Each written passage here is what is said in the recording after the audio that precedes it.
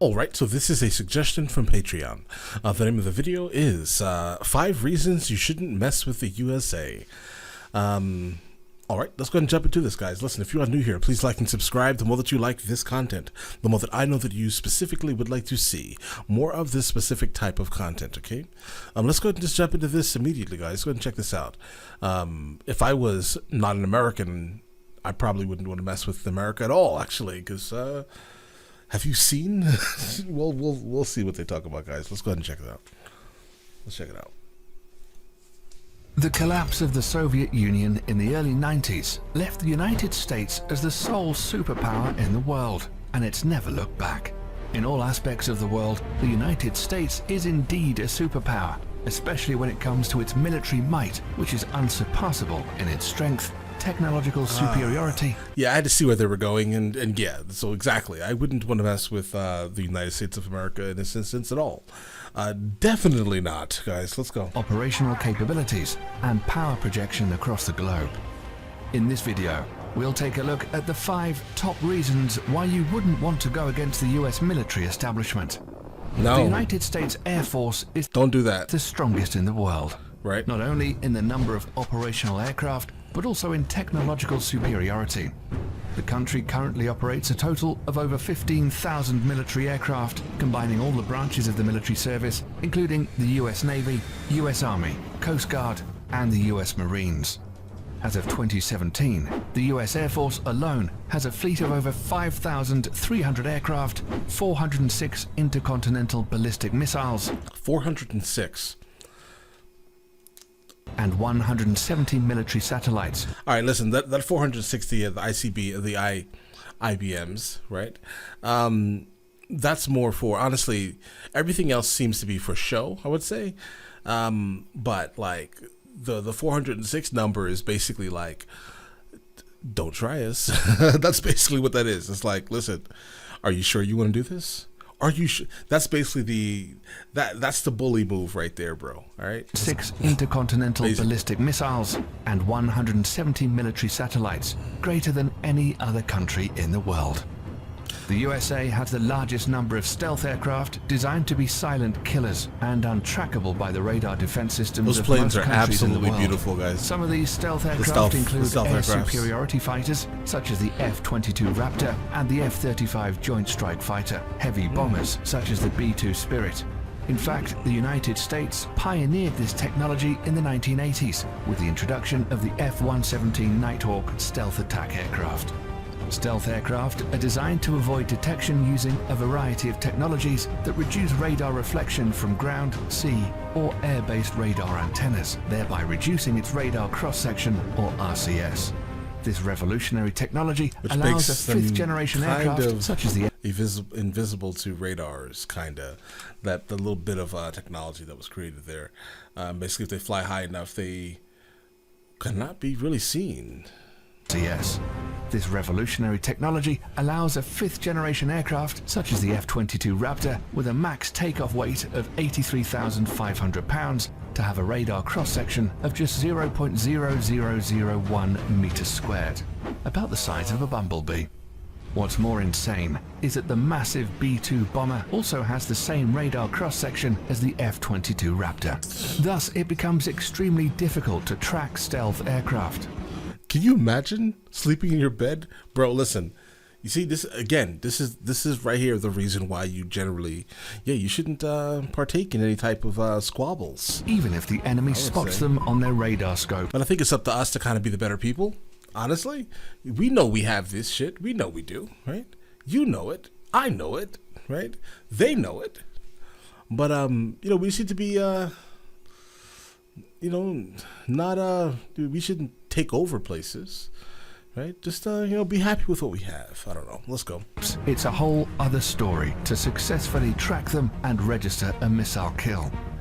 The whole idea behind this technology is to break the chain in which a conventional surface-to-air missile defense system works. It's the same reason countries like China and Russia are also hard at developing their own stealth fighter, the Chengdu J-20 and the Sukhoi Su-57, respectively. These aircraft will allow the US Air Force to assert its air superiority over any battlefield of the future.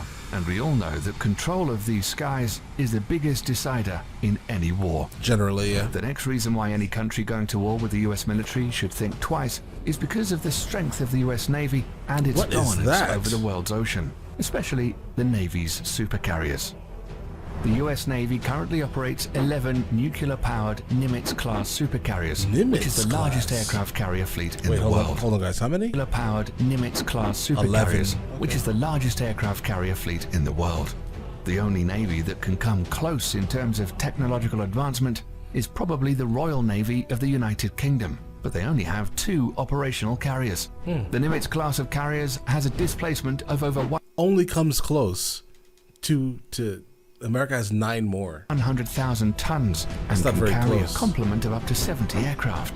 They're literally a floating small town in the ocean. Yeah, they look like its cities. Own airport. The Nimitz-class carriers in themselves are extremely potent offensive weapons, but the way they operate in what is called the carrier strike groups makes these ships even more deadly.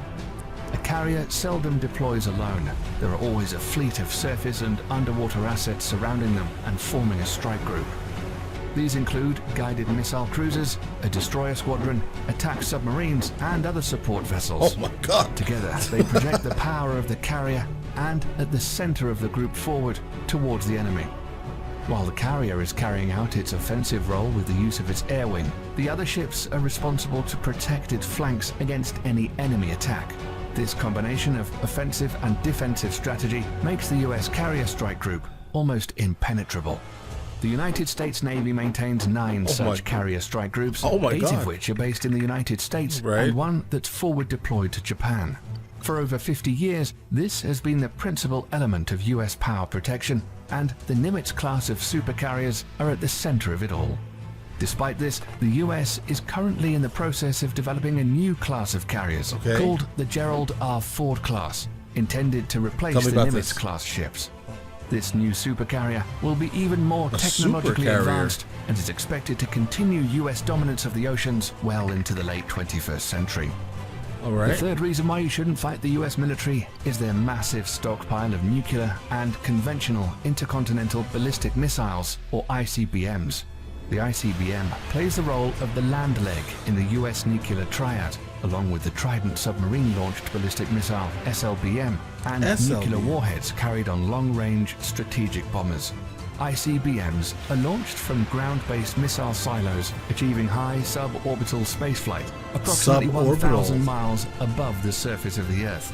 The body of the missile then separates from the warhead, which re-enters the atmosphere and free falls to the assigned target at hypersonic speeds. Hypersonic the US military currently operates 400 ICBMs from its base in Wyoming, Montana, and North Dakota. The LGM-30G Minuteman III. Tell you something interesting about those places, guys. I don't know if any of you guys are from these places, but like for the longest time, like growing up, I honestly thought North Dakota and South Dakota mainly did not exist. I was like, because I never saw any license plates from there. How do I know that these places actually exist? I've never met anyone from there. You know what I'm saying here? I don't know, just something random. Let's go. Montana and North Dakota. The LGM-30G Minuteman III is the only type of ICBM that is currently operational in the US. The Minuteman III family of ICBMs were first developed in the 1960s as a response to the Soviet nuclear threat. Throughout the Cold War and beyond, these missiles have undergone constant modernization. In the last decade alone, the US military has undertaken $7 billion worth of upgrades. The rocket propulsion engines, the propellants used, the guidance system, and even the flight control surfaces have all been refurbished. The upgraded missiles are completely different from its 1960s counterparts, except for the shell. These state-of-the-art improvements and modernization programs have kept the Minuteman III system operational for over 50 years, with improved reliability that supports the missile's remarkable 99% alert rate. The latest versions of the missiles have a range of over 8,000 miles, which is greater than the diameter of the Earth at 7,917.5 miles. Just because. They can carry multiple 330 kiloton nuclear warheads, which is 20 times greater than the bombs dropped on Hiroshima and Nagasaki. Not only that, each of these warheads can be assigned to different targets independently. The technology is called Multiple Independently Targetable Re-Entry Vehicle, or MIRV, and I pledge allegiance to the flag of the United States of America. Listen, let me explain something to you. I would not personally want to be on the other side of this. All right. Like the more I listen, the more like slightly horrified I am. Yes, master. I don't know. Like it's just like, how do you explain it? It's so much. was first developed for the Minuteman III family of missiles. So any country messing with the United States will have to deal with this awesome arsenal of firepower, which can be launched at a moment's notice. If it weren't the ICBMs or the stealth fighters raining fire down on you, it would be precision-guided munitions, or better known as smart bombs or PGMs instead. Smart? This is another big reason why not messing with the US What the hell is this? is a good idea. All branches of the US military use smart bombs in some forms or the other.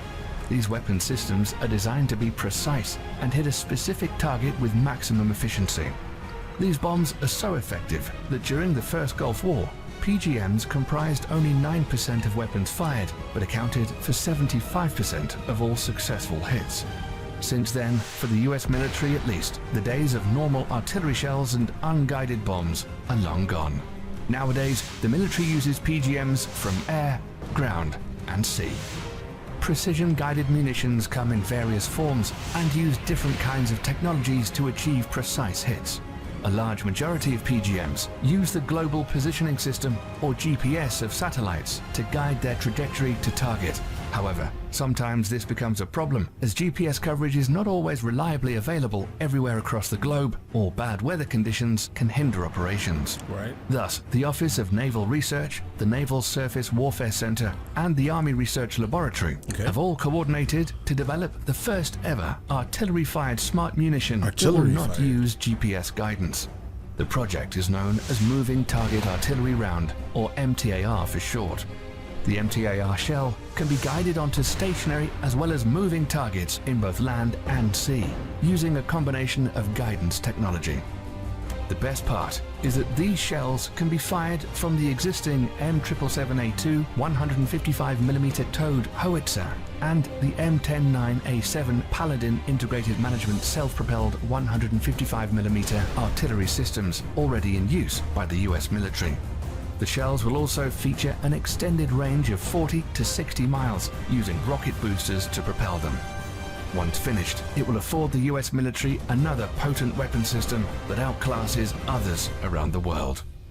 Lastly, the fifth and final reason why you shouldn't fight the US military is drones. We're all familiar with what an unmanned aerial vehicle or drone... UAVs. Listen, it's interesting. If this is all the stuff that's basically most likely public knowledge, if it's here, what is the stuff that's not public knowledge? That is probably the things that are even more terrifying. Do you understand? I mean, obviously we get it here. You know, the U.S. military is absolutely grand. I think we spend the most money by far than anyone else does. Right? So obviously, right? I think we spend more than a lot of countries make yearly, just on our military. So keep that in mind. Wow, listen, I'm dumbfounded here. I don't really know a lot about this, and so being an American, reacting to why you shouldn't mess with America I think this is something everyone should see, because I don't think everyone knows this. I don't think. Potentially. Or could I just be the only American who doesn't know what the hell we have? Drone is, and what it's supposed to do. But in recent years, the usability of UAVs are steadily increasing to encompass all spheres of military operations, and the US military is the pioneering spirit behind it. At first, used only for surveillance missions, drones were quickly weaponized after the 9/11 attacks and have been extensively used by the US military in the war against terror as an offensive weapon platform. It's forecasted that over the next decades, the US is in line to purchase over 1,000 combat drones of various classifications.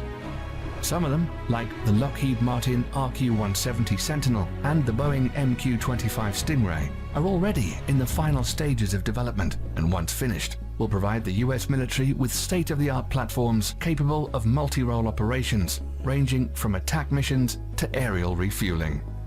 Drone technology has reached such heights today that a single UAV can loiter miles above the surface of the Earth for hours, waiting for the target to show its head and sticking with impunity. This capability will allow all the services under the US military to reduce its dependency on manned platforms, thereby reducing the risks during future combat operations. These 5 weapon systems make the US military extremely dangerous for any adversary looking to get into a conflict with them. In a conventional warfare setting, it's almost impossible to beat the US military machine. That's why modern enemies of the United States are employing more and more asymmetric warfare strategies against the mighty US military. Despite that, the US military juggernaut is hands down the most powerful military complex in the world today, and probably will be for decades to come. That's all we have for you today, folks. Thanks for sticking around till the end.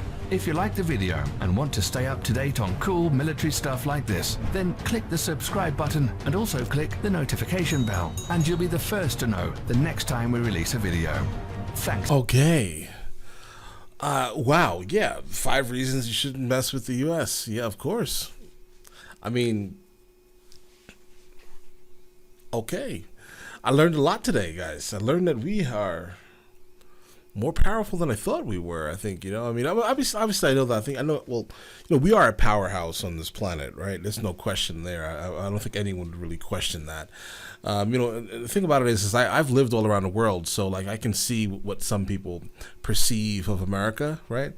Like, for example, currently I'm living in Spain, right? And there's some anti-American sentiment from what I've noticed occasionally, but a lot of it doesn't have to do with anything else but the concept of a shining house on a hill, if that makes any sense. Like some of the people I've encountered here who just don't like America because they can't get into America. All right, they can't get in. Well, they can get in as a tourist potentially, but they can never live there. You understand? So they would prefer to just hate it openly, if that makes any sense, because they can't access it, or they think that it's too hard to achieve or something like that. Like my wife's father kind of doesn't like understand America very much. I don't think he honestly thinks it exists. To be honest, I don't think he thinks that it exists. I think that he thinks that everything that he sees on TV is just like some weird American movie or something. I don't know, guys. It's odd. But listen, yeah, let me know in the comments if you want me to see any more of this. I'll get to it. No problems. You know, I definitely love the music reactions, but I also kind of like this also. So I don't know. Maybe I'll try to make some of this more readily available also, because you know most of these requests generally come from Patreon anyway. So I don't know. We'll figure it out. You guys all have an amazing day and enjoy it thoroughly. All right.